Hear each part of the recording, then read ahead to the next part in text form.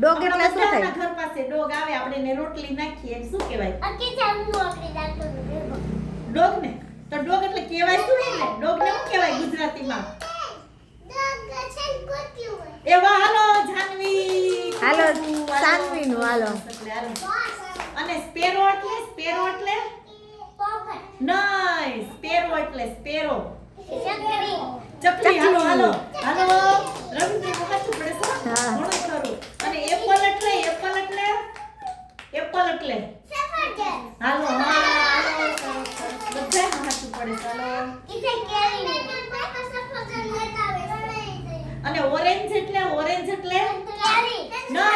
એટલે કેરી નહીં, મેંગો એટલે કેરી. ઓરેન્જ એટલે શું? ઓરેન્જ એટલે મેંગો ની. મેંગો એટલે કેરી. મેંગો ઇંગ્લિશ છે ને કેરી ગુજરાતી છે. એમ ઓરેન્જ ઇંગ્લિશ છે. હા.